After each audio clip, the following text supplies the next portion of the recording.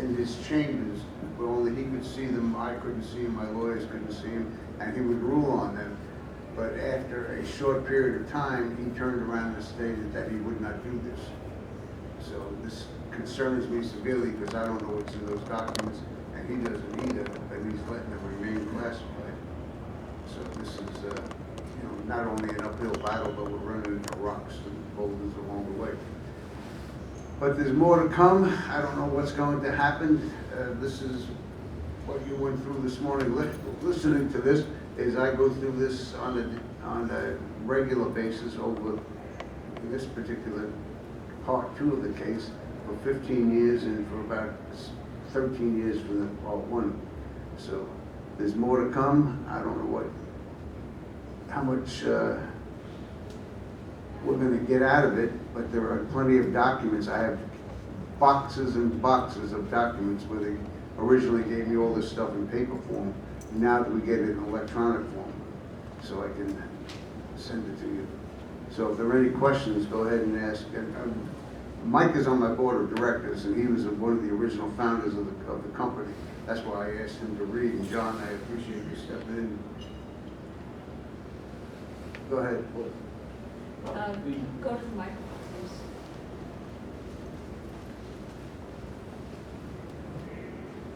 Roger, it's apparent that the government continues to stonewall. What is the judge's final recourse in this to ensure that the documents are all provided as required?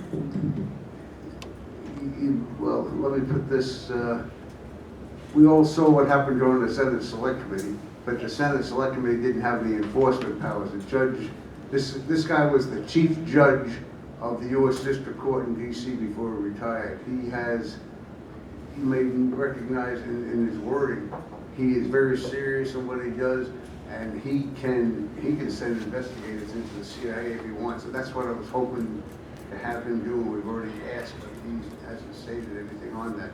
But if the CIA doesn't cooperate, there's no telling what he'll do. But you know, the good old CIA is the all-powerful arm of the government that we need, but we don't always appreciate what they do, and that's because some of the stuff they do is not very appreciable. Go ahead. Good morning, Roger. Sounds like you're finally making some very painful and slow progress. I applaud you for that and all the many years you've devoted to this.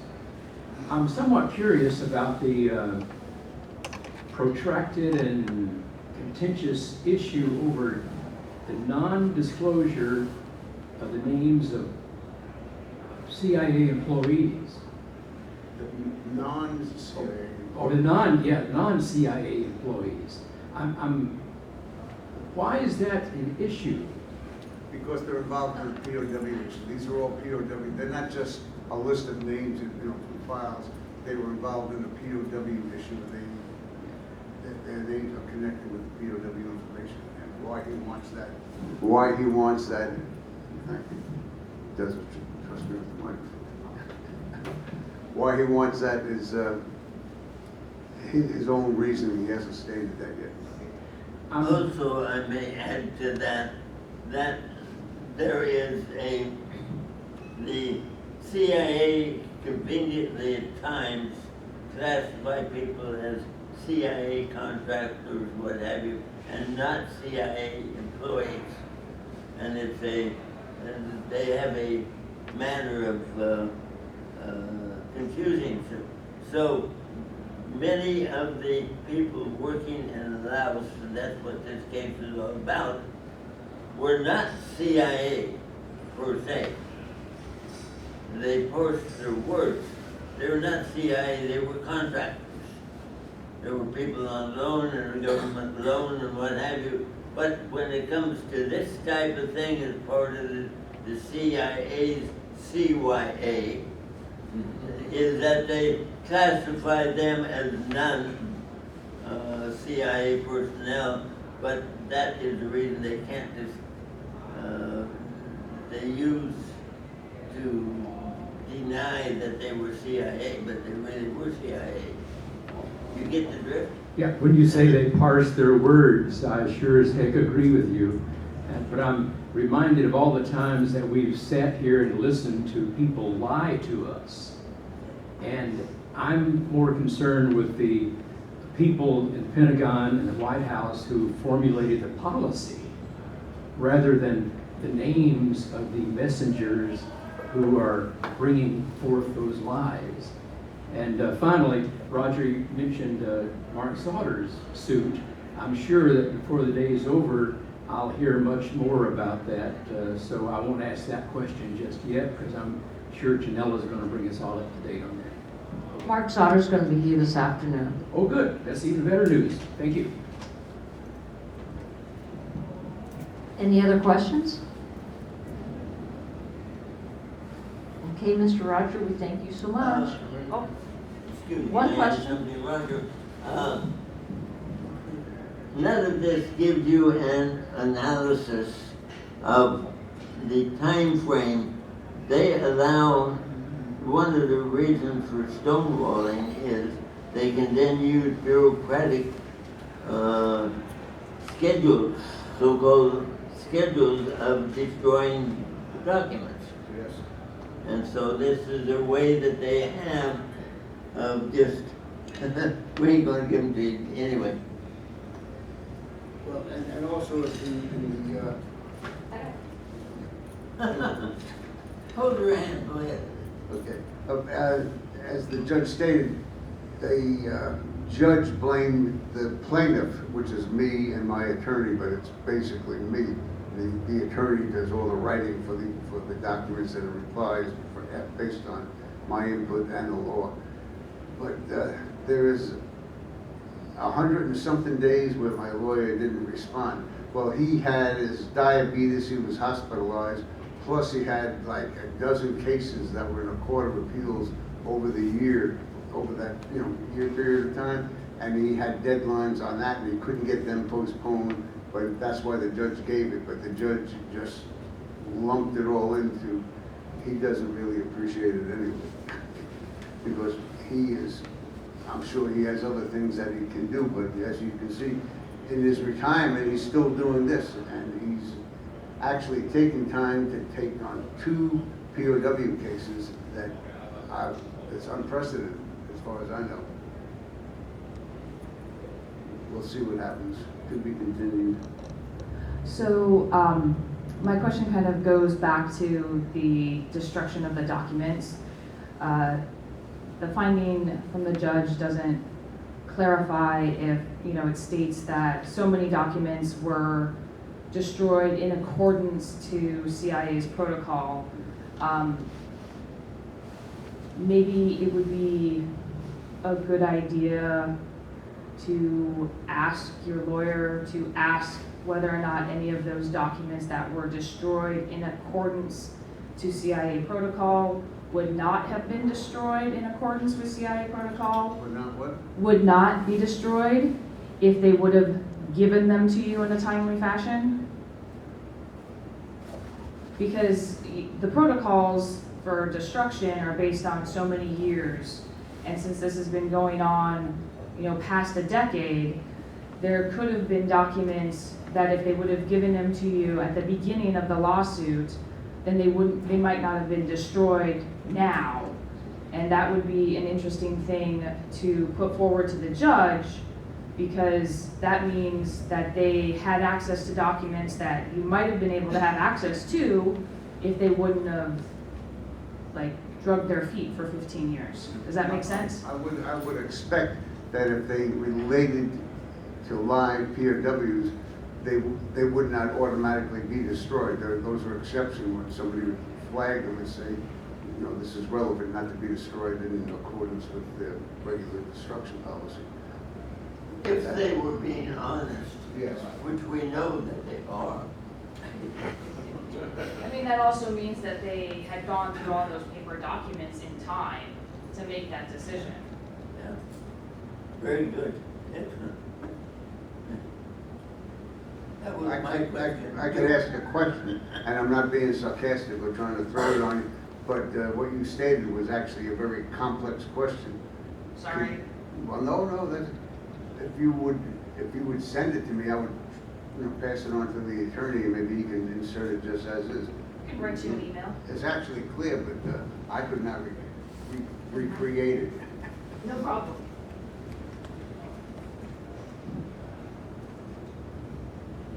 I missed the first part of this, but, Use the microphone. I missed the first part of this, but, I suspect you're looking for documentation of POWs and MIAs.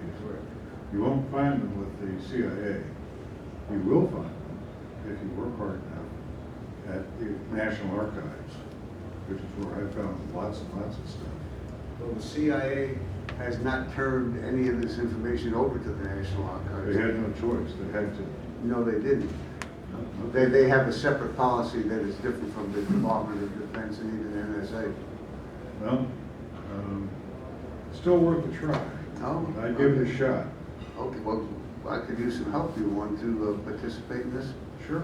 Really? No, we But I've can. been duking it out with CIA for 40 years. Because anything we find, anything they have at the archives, now, I misspoke just then. They have transferred a very small amount over there, but you can't get access to them. And if it has to do with POWs, it may still be classified, but all of the classified material that I know of is still at the CIA. Well, it used to be over the Pentagon, the POW-MIA office, which was run by Wick Turson. Wick Turson had file drawers full of documentation, but it never could get into the open realm. So Wick used to work for me, and Oh, he did? so, but that was back many years ago in Laos.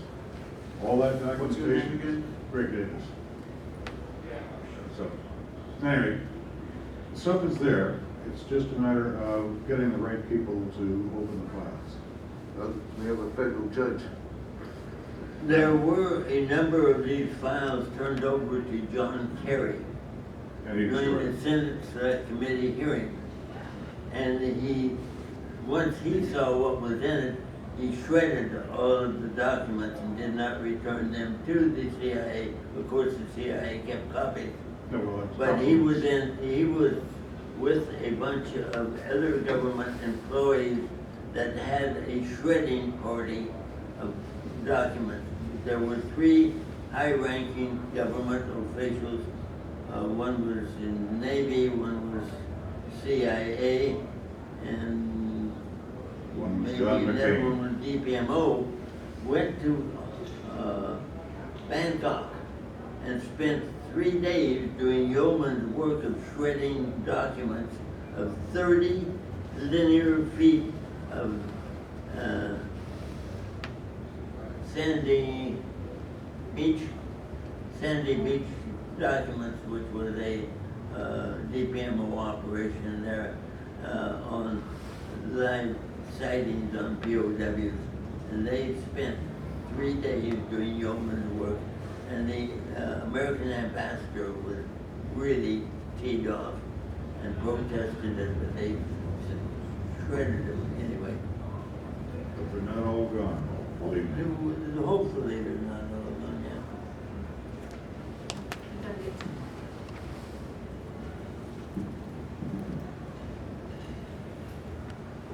With regard to the documents, I'm not sure if the documents that were put in the burn bag and ordered to be destroyed by Hendon and McCreary through the efforts of Francis Wenning were actually destroyed.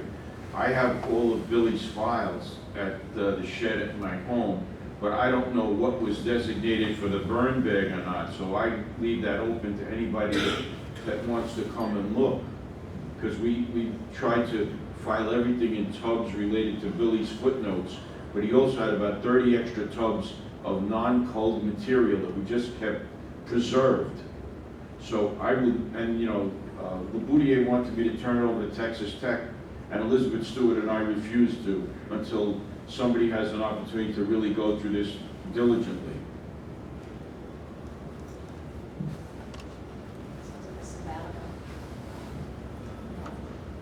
You have a copy machine up there? Right.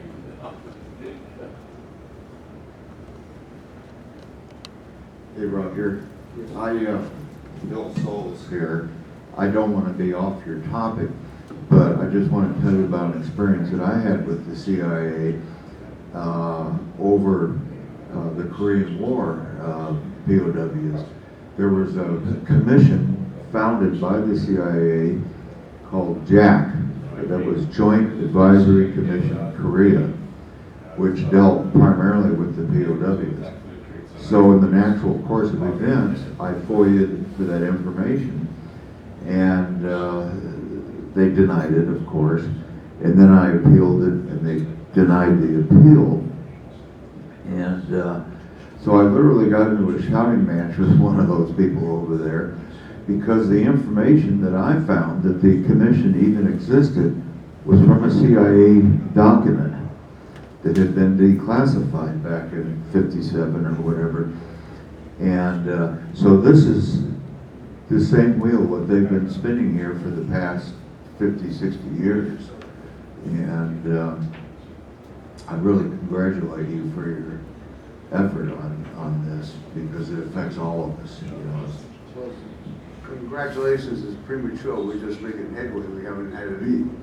But I mean, for Results that we're your looking for. determination, you know, your determination and your ability to just hang in there. Because my contact with them ceased, I think, back in the 1990s, 2000, and because it was just a dead end.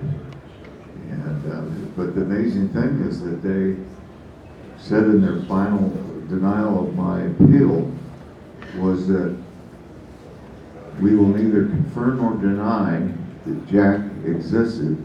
And here I was reading it from their own documents that it did exist. And so it was just a squirrel cage, basically. But anyway, thank you. Stepping aside from that, do you think that's where they got the phrase, "You don't know Jack"? Yeah. And but it's just an ongoing thing, and I'm sure that your case is when it's finally concluded, will bring out a lot of this operational Have you information. told Bob Sada what you just? Oh, yeah. Yeah. I bet he loves that. We've been through it. Yeah. Thank you. Thank you. Thank you so much, and Mr. Benge, stay right there because you're our next speaker. That's right, look at that, that's what got me.